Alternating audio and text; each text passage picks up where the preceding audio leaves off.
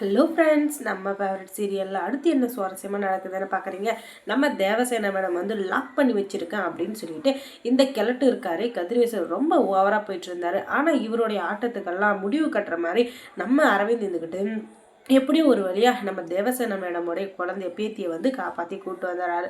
அதுக்கு முழுக்க முழுக்க காரணம் நம்ம வெண்பா குட்டி மட்டும்தான். அந்த வெண்பா குட்டினால தான் இப்போ வந்து விஜய் நிரபராதியாக இருக்காரு. அந்த கேஸில் தேவசேனா மேடமும் இப்போதைக்கு வந்து வாதாடினாங்க. இது எல்லாத்துக்கும் காரணமான வெண்பா குட்டிக்கு பெரிய கிஃப்ட் கொடுத்தா கூட தாங்காது. ஆனால் அவங்களுக்கு பெரிய கிஃப்ட்டு அப்படின்னு சொல்லிட்டு இப்போதைக்கு என்ன அப்படின்னு பார்த்தீங்கன்னா, நம்ம விஜய் தான். விஜயும் மல்லியும் தான் உலகத்திலே பெரிய கிஃப்ட்டு நம்ம வெண்பா குட்டிக்கு. அந்த கிஃப்டவே கொடுக்குற நேரம் வந்துருச்சு அப்படின்னு சொல்லிட்டு தேவசேனா மேடம் ரொம்ப பெருமையாக இருக்காங்க. இந்த இதில் வந்து அரவிந்த் வந்து தேவசேனா மேடமையோட பேத்தியை காப்பாற்றுறதுனால அவங்க வந்து எல்லா ஆதாரத்தையும் கொண்டு வந்து கோர்ட்டில் கொடுத்து நம்ம விஜய் நிரபராதி அப்படின்னு சொல்லிட்டு நிரூபிச்சிடுறாங்க. நம்ம ரஞ்சிதா இருக்கா இல்லையா, அவளும் கூடவே என்ன பண்ணுறது, இதுக்கு மேலே நம்ம எதுவும் பண்ண முடியாது. ஏன்னா எல்லாருக்குமே ஒரு சூழ்நிலை தவறது சகஜம்தான். அதனால் தெரியாமல் தப்பு பண்ணிட்டேன் அப்படின்னு சொல்லிட்டு ரஞ்சிதா அதுலேருந்து ஒத்துக்கிறாங்க. இனிமேல் என் மாமா மேலே நான் எந்த ஒரு புகாரும் கொடுக்க மாட்டேன். ஏன்னா அவர் எந்த தப்புமே பண்ணாமல் இவ்வளோ நாள் ஜெயிலில் இருந்துட்டாரு. அதுக்கு காரணமே நான் தான் அப்படின்னு சொல்லிட்டு நினைக்கிறப்ப எனக்கு ரொம்பவே கஷ்டமாக இருக்குது. தயவு செஞ்சு என்னை மன்னிச்சிருங்க அப்படின்னு சொல்லிட்டு இந்த ரஞ்சிதா வந்துக்கிட்டு அவளுடைய தப்பு மொத்தத்தையும் ஒத்துக்கிறா. ரஞ்சிதா தானே தப்பை உணர்ந்துட்டு அவளே வந்து வாக்குமூலம் கொடுத்ததுனால அவளுக்கு குறைஞ்சபட்ச தண்டனையும் 5 வருடத்துக்கு சிறை தண்டனையும் இந்த ராஜேஸ்வரி தான் எல்லாத்துக்கும் முழு காரணம் அப்படின்றதுனால அவளுக்கு 5 வருடம் கடுங்காவல் தண்டனையும் அதுக்கப்புறமா ஆயுள் தண்டனையும் கொடுத்து தீர்ப்பை வழங்கிடுறாங்க. அதுக்கப்புறம் என்ன, 2 பேருமே ஜெயிலில் கம்பின்றதுக்கு தயாராகிறாங்க. இப்போ தான் எல்லாருக்குமே சந்தோஷமாக இருக்குது. ஏன்னா எப்படியும் ஒரு வழியாக விஜய் வந்து வெளியே வந்துட்டார்.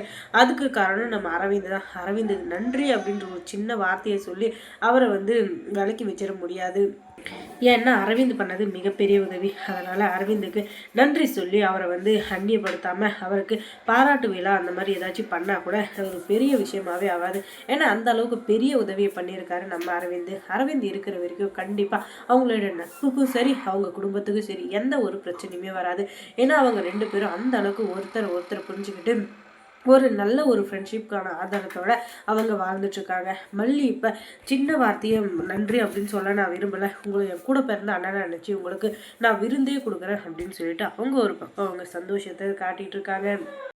அதுக்கப்புறமா இவங்க எல்லாரும் வீட்டுக்கு கிளம்பி போகிறாங்க. ஏன்னா வீட்டில் வந்து எல்லாரும் காத்துட்ருப்பாங்க. மல்லியும் சரி விஜயும் சரி எப்போ வீட்டுக்கு வருவாங்க அப்படின்னு சொல்லிட்டு அதுக்கப்புறமா இவங்க மொத்த பேருமா சேர்ந்து வீட்டுக்கு கிளம்புறாங்க. ஏன்னா எல்லா பிரச்சனையும் இன்னையோட முடிஞ்சிச்சு அப்படின்னு சொல்லிட்டு இவங்கள ஆரத்தி எடுத்து வீட்டுக்குள்ளே கூப்பிட்டு போகிறாங்க. இதுக்கு மேலே நமக்கு எந்த பிரச்சனையும் வரக்கூடாது, நமக்குள்ளேயும் எந்த பிரச்சனையும் வரக்கூடாது அப்படின்னு சொல்லிட்டு இத்தனை நாள் நம்ம பட்ட கஷ்டத்துக்கெல்லாம் பலன் இனிமேல் நம்ம சந்தோஷமாக வாழ்ந்து காட்டணும், இதுதான் நம்மளுடைய வாழ்நாள் லட்சியமாகவும் இருக்கணும் அப்படின்னு சொல்லிட்டு விஜயும் சரி மல்லியும் சரி ஒரு உறுதிமொழி மாதிரி எடுத்துக்கிறாங்க.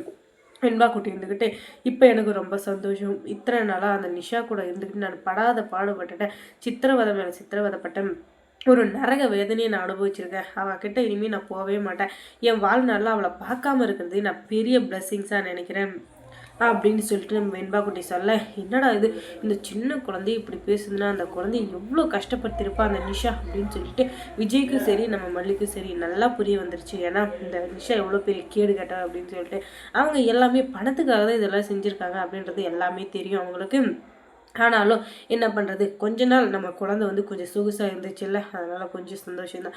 ஏன்னா நம்ம இல்லாத நேரத்தில் அவள் கஷ்டமும் பட்டுட்டு ஒரு வறுமையான இடத்துல இருந்தால் அவளுடைய இதுவும் ரொம்ப ஃபாயில் ஆயிரும். அதுக்கப்புறம் அவளுடைய இதுவும் ரொம்ப கஷ்டமாக இருந்திருக்கும். ஆனால் கொஞ்சம் நல்லா இருந்தா அப்படின்றத வச்சு கொஞ்சம் ஆறுதல் பட்டுக்கலாம். ஆனாலும் இவ்வளோ மன உளைச்சலுக்கு ஆளாக்கியிருக்கானா அவளை சும்மாவே விடக்கூடாது அப்படின்னு சொல்லிட்டு பயங்கர கோபத்தோட அவள் வீட்டை தேடி போகிறாங்க.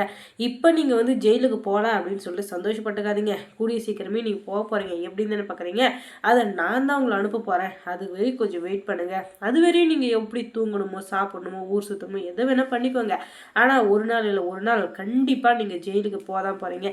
என் பொண்ணை கஷ்டப்படுத்தினதுக்கும் எங்கள் குடும்பத்தை பாடாப்படுத்தினதுக்கும் கண்டிப்பாக நீங்கள் ஜெயிலுக்கு போய் நாங்கள் பட்ட நரக வேதனையை நீங்களும் அனுபவிக்கணும். நான் ஒரு பக்கம், என் பொண்ணு ஒரு பக்கம், என் பொண்டாட்டி ஒரு பக்கம், 3 பேரும் ஆளுக்கு ஒரு திசையில கஷ்டப்பட்டுருந்தோம். அந்த கஷ்டத்தை நீங்களும் அனுபவிச்சாதான் உங்களுக்கு அந்த கஷ்டத்தோட வழி தெரியும் அப்படின்னு சொல்லிட்டு அவர் சவால் விட்டுட்டு கிளம்பிடுறாரு.